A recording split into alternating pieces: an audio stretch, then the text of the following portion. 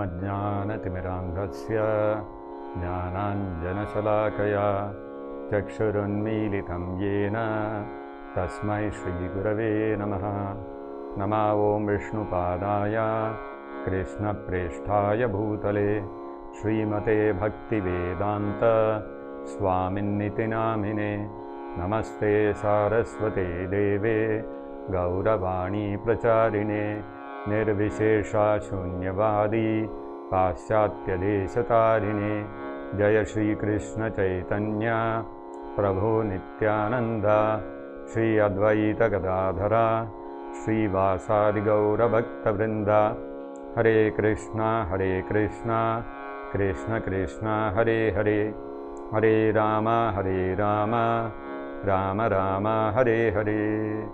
मूकं करोति वाचालं पंगुं लंघयते गिरिं यत्कृपातमहं वन्दे श्रीगुरुं दीनतारणम्। Hare Krishna and welcome to today's episode of the Mahabharata. In the last episode, we have seen how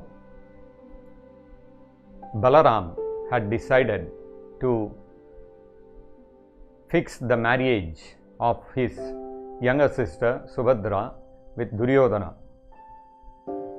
And this news reached Arjuna, who happened to be on a pilgrimage and had reached Prabhasa Kshetra, which is today we know as Somnath, as part of his pilgrimage. When he reached there, he happened to hear that Subhadra's marriage is going to get fixed with Duryodhana. And so Arjuna himself had a desire to marry Subhadra, and so therefore he decided to go to Dwaraka, which was not very far away from Prabhasa Kshetra, and he decided to go disguised as a Vaishnava sannyasi with a tridanda, because he did not want to openly announce that he has come there looking for the hand of Subhadra.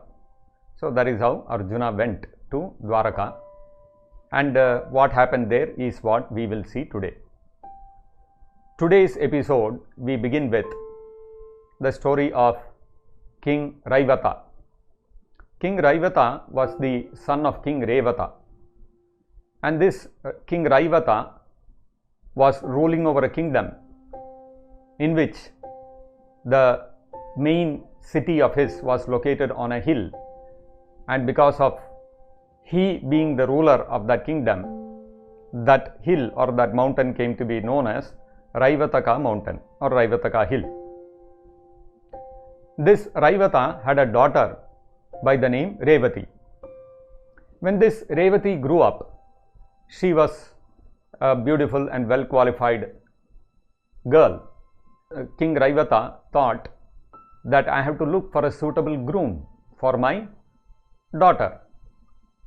Now, this King Raivata was ruling over his kingdom in the Satya Yuga. So, this is many millions of years before the current proceedings which we are discussing, which happened in the Mahabharata.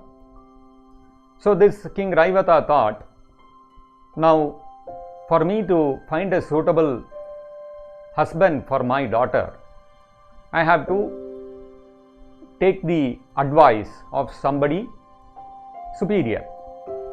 So he thought, let me take the advice of Brahmaji himself, because Brahmaji is the progenitor of everyone. He is the creator, the secondary creator of this universe. So because he is the oldest personality, let me go and ask him. So King Raivata, along with his daughter Revati, he went to Brahmaloka.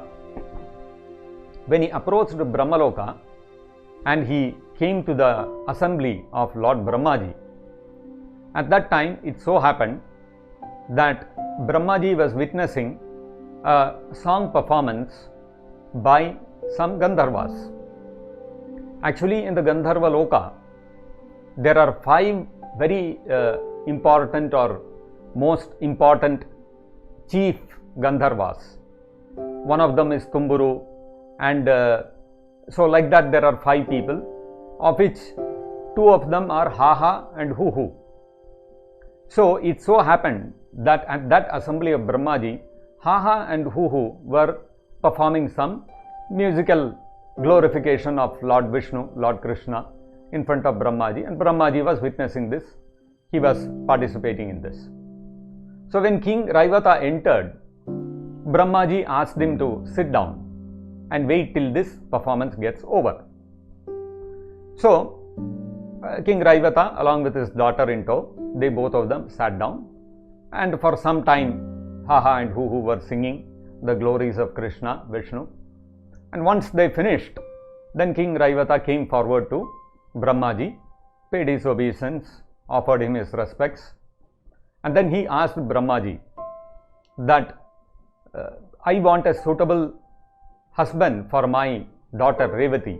So I have come seeking your advice about who is the most appropriate, most suitable, greatest person whom I can give my daughter in marriage to. So in Brahmaloka, the time span is very large.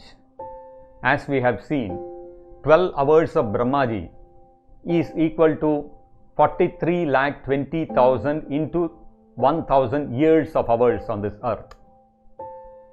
So, without being aware of it, King Raivata had spent so much time when the singing of the Gandharvas was going on in Lord Brahma's assembly. On the earth by that time, what had happened? Satyayuga had got over. Satyayuga itself lasts for more than 17 lakh years. So Satyayuga got over. Then next was Treta Yuga, which lasted for about 12 lakh years, more than 12 lakh years. That also got over. And Dwapara Yuga was almost coming to its close. That means another almost more than 8 lakh years had already passed by. But Raivata was not aware of this because he was sitting in Brahmaloka.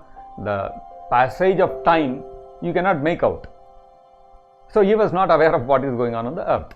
So Brahmaji told Raivata, the most suitable person for your daughter right now is Lord Balarama, who is an incarnation of the Supreme Lord Krishna. So you can go and hand over your daughter in marriage to Balaramji. So Raivata along with his daughter came back to the earthly planet, and when he came back he saw that the whole scenario had completely changed. All his family members, ministers, kingdom, everything had totally changed. And one more thing what he noticed was the people had become very much diminished in size. According to the Srimad Bhagavatam, Nangshyat Ayur Balo Smritihi, when time passes by from one yuga to another, the lifespan of the people reduces. For example, in Satyuga, people on an average, the average lifespan of the human beings was 100,000 years. When it came to Treta Yuga, that reduced to 10,000 years. Dwapara Yuga, it reduced to 1,000 years. Kali Yuga, it is reduced even further to 100 years or even lesser. So, Nangshyati Ayu, so Ayu reduces, Bala, the physical strength of the people reduces. So, accordingly, the size of the people also keeps diminishing. In fact, in South India, there is one, in Andhra Pradesh, there is one place called Lepakshi. There is a beautiful temple there. It is said that the place got the name Lepakshi, meaning in Telugu it means Lepakshi, means O Pakshi, O bird, please get up. So it is said that this is the place where Jatayu, after attacking Ravana, fell down when he was mortally wounded by Ravana. And when Lord Ramachandra searching for Sita Maya, he came across Jatayu. He lifted Jatayu in his hands and he said, Le Pakshi, please get up, O bird. So that's how this place got its name, Le Pakshi. And in that place, there is one large footprint of Sita Devi. It is said that Ravana, after fighting with Jatayu, rested for a little while there, and that's how Sita Maya's footprint happened to get embedded in the rock there. That footprint, if you see, is almost maybe 4 feet or bigger than that. It is that huge it is. So from this itself we can see the people of Satyuga, how huge their bodies were compared to today's time. So with time, the size of the body also keeps reducing. Today, our feet, if you compare with Sita Devi's footprint, the mark of the footprint that is there in Lepakshi, if you compare with that, is our feet hardly not even 1 foot, whereas Sita Mayya's foot is almost 4 feet. So with this we can understand how with time over the different ages, the size of the bodies of the human beings as well as all other animals, birds, trees, everything keeps reducing. People's smriti shakti, their ability to remember, keeps reducing. That is why in the olden days, in the Satya Yuga, Dwapara Yuga, Treta Yuga, there were no written books. All the students, they would go to the Gurukula, they would hear once the entire Vedic knowledge from the Guru and they would remember it for life. Such people are called Shrutidhara. They have excellent memories. Because in Kali Yuga, people don't have such intense memory, such a excellent memory power. Therefore, Vedavyasa put down all the Vedas in writing for the first time. This was 5,000 years ago. And today the situation is that whatever has been written down, that also we cannot remember. We need computers, we need mobiles, we need these things to remind us. So because with time, memory power keeps reducing. So when Raivata along with Revati came down, he saw the size of the people had reduced very much. And he saw so many things have changed and all that. But anyway, taking Brahmaji's advice, he approached Lord Balaram and offered his daughter in hand to Balaram. But Revati was so tall and Balaram was much shorter than her. How can he marry Revati? So then Balaramaji, what he did, he took his plow and pulled Revati down and reduced her size to his height, and then he married her. So this story is there in folklore as well as in some Purana. Some part of the story is also there. This is how Lord Balaramaji married Revati. Now we come back to our original narration of what Arjuna was doing now that Balaram and Krishna were there in Dwaraka. Arjuna approached Dwaraka disguised as a sannyasi, and he approached Krishna and divulged to him that he was Arjuna and that he had come there in disguise because in his heart he wanted to marry Subhadra. Now Krishna in his heart also was not keen on Subhadra marrying Duryodhana because Duryodhana's character was not so good. And Krishna, when he heard from Arjuna, Krishna was also keen that Arjuna should marry Subhadra. So now what to do? It was the Chaturmasya time. So Krishna said, you stay in Dwaraka, let us see how things develop. So then Arjuna, once it happened, Balaram came to know that there is a traveling mendicant, there is a traveling sannyasi who has Parivrajaka who has come to our place. He is staying with Krishna in his palace. So he invited him, the sannyasi, to his palace. Balaramji did not know that it was Arjuna. He was in disguise. So Balaraji came to so Arjuna in the disguise of the sannyasi came to Balaram's palace, and Balaram had made a lot of arrangements to receive him, and he had prepared a big feast, prasadam, for feeding the sannyasi.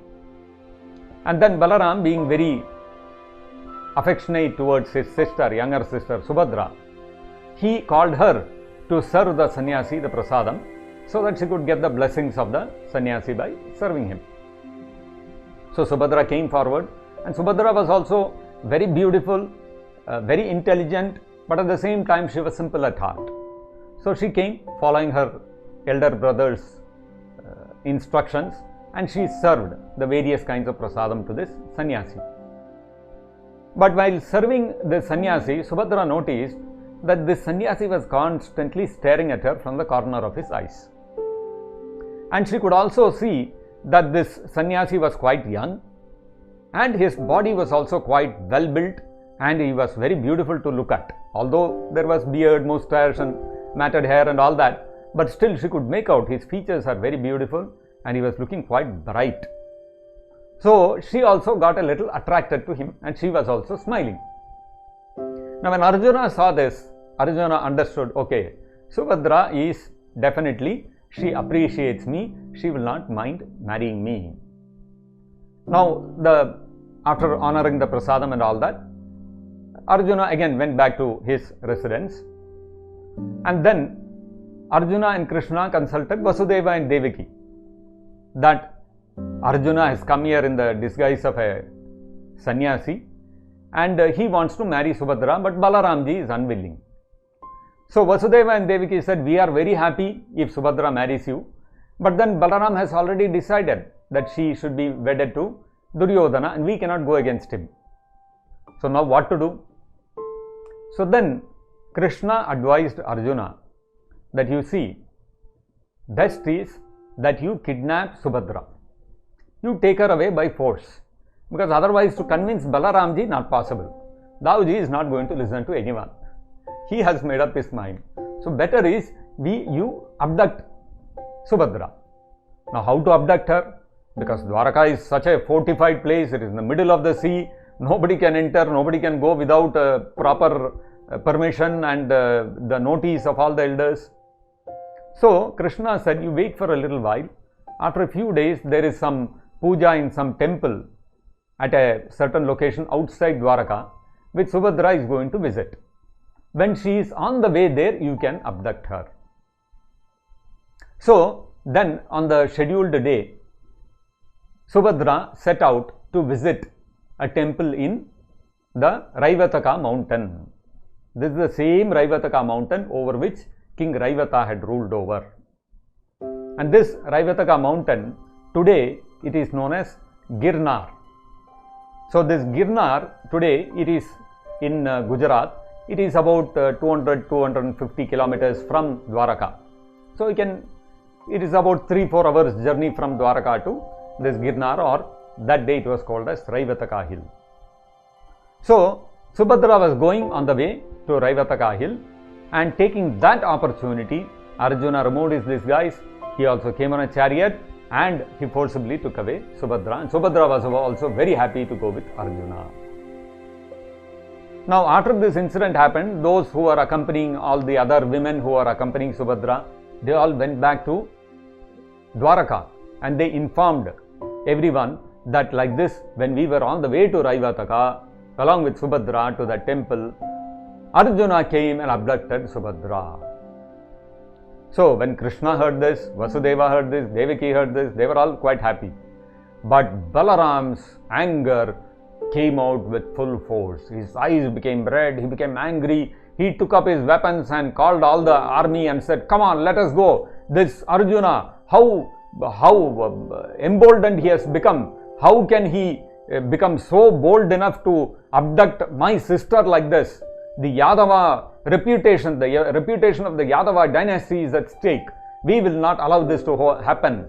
Come, we will kill Arjuna and bring back Subhadra. Like that, Balaramji got up and fully livid. Now what to do? If Balaramji goes and attacks Arjuna, then Arjuna will be finished. There is no way he can survive. So now what to do? Then immediately Krishna, there is no other choice, Krishna fell at the feet of Balaramji. So this is very wonderful, because originally Krishna is the supreme personality of Godhead. He is the fountainhead of all incarnations, and Balaram is his first expansion. So Balaramji that way is subordinate to Krishna, but then Krishna is falling at the feet of Balaram. This is the transcendental loving dealing between Krishna and his various devotees, because Balaramji also at heart, even though he is the elder brother of Krishna and Krishna holds his hands, he falls at his feet, he supplicates in front of him, all these things, Krishna being a younger brother, he respects Balaramji a lot. But Balaramji always thinks in his heart that I am Krishna's servant, Krishna is the supreme person. But externally, he deals with Krishna like his elder brother, so that Krishna can enjoy that relationship, so that he can please Krishna with that relationship of a elder brother dominating over a younger brother. So Krishna, even though he is the supreme person, immediately fell at Balaram's lotus feet, and then you know Krishna, the way, the kind of sweet words Krishna speaks, nobody can withstand it. And then Krishna started speaking to Balaramji in a very sweet way, praying to him and reasoning with him, giving him various logic, and finally he informed Balaramji that Subhadra also loves Arjuna and she also wanted to marry him. When Balaramji finally heard this, he cooled down, he completely calmed down. Then he said, okay, whatever has happened. Now Krishna, you only see what has to be done now. So then Krishna immediately took Akrura with him, and then he went and met Arjuna, and then they brought them back to Dwaraka, and both Arjuna and Subhadra took the blessings of Balaramji, and Balaramji also saw that his sister Subhadra is very happy to be with Arjuna, so he also gave lot of gifts to Arjuna and to Subhadra, and they sent them back. And like this, Arjuna brought Subhadra back to Indraprastha, and over the course of time, Arjuna and Subhadra, their son was born, who was Abhimanyu. So like this, Arjuna married 4 wives and he had various children through all of them, and we can understand the great significance of Arjuna's relationship with Krishna. Krishna was so favorable, he was so affectionate towards Arjuna that he was ready to go against the wishes of his elder brother Balaram and take all risks to hand over his younger sister, his dearmost younger sister Subhadra, to Arjuna as his wife. So such are the wonderful loving dealings of Krishna with his devotees. Now while all this was happening, in Magadha there were further developments under Jarasandha. Jarasandha, as we all know, he was a Asura. He was inimical towards Krishna. 17 times he had attacked Mathura, and each time he had got defeated, and he was harboring a great enmity towards Krishna. At the same time, he was a great devotee of Kalabhairava. These Asuras are normally like that. They do not subordinate themselves to Krishna or Vishnu, but they will be great devotees of some devata or the other. Like Hiranyakashipu was a great devotee of Brahmaji, Ravana was a great devotee of Lord Shiva. Like that, this Jarasandha was also a great devotee of Kalabhairava. Now Jarasandha, he was, because he was an Asuric king, he was not interested in ruling as per dharma. His whole intention was how to expand my empire, how to increase my military power, how to conquer my enemies, how to increase the economic development of my country, how to increase the opulences, the material sense gratification of my citizens and myself. This used to be the focus of Jarasandha. Actually, in the Vedic times, a dharmic king means his primary duty was to give protection to the citizens and to take care of their spiritual welfare, to ensure that all of them are engaged in developing devotional service to Krishna or Vishnu. These were the 2 primary functions of a Kshatriya. Economic development would be taken care of by the Vaishyas, and the kings would never, the Vaishnava kings who were there like this, people like Yudhishthira and such other people, they would never look to encroach upon other kingdoms and try to annex them and try to loot them and these kind of things. That was never their goal. But Asuric kings like Jarasandha, Kamsa, they were all involved in this. They would unnecessarily attack other kings, they would loot their kingdom, they would constantly be at loggerhead with others, increasing the might of their army. This used to be their focus. They would never pay attention to the devotional life of the people. So Jarasandha, what he did, as per his policies, he went and attacked all the surrounding kingdoms. And whoever did not ally with him, those who were not Asuras like him, he went and fought with them. And like this, he started fighting with various different kings and he started imprisoning all of them. And like this, one after another, he practically imprisoned not 1 or 2 or 3 or 10 or even 100. He imprisoned 20,000 kings. You can imagine the amount of military conquest Jarasandha must have been undertaking. Such an asuric demoniac king he was.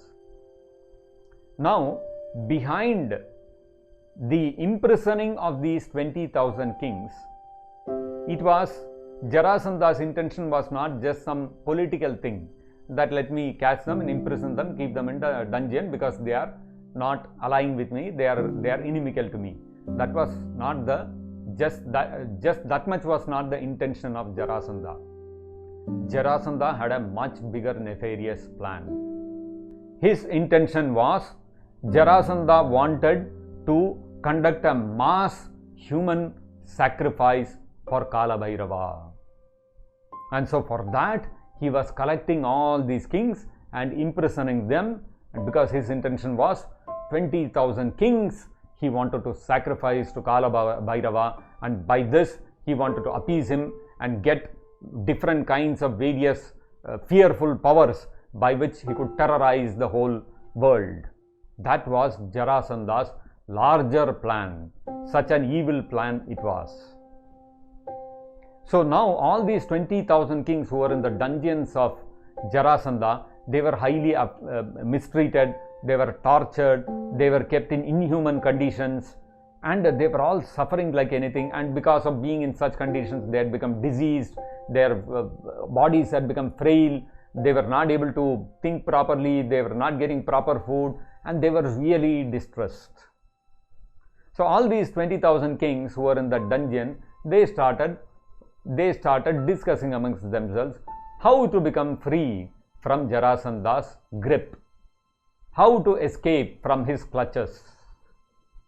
So what did the kings think of? They came up with a plan how they could become free from the clutches of Jarasandha.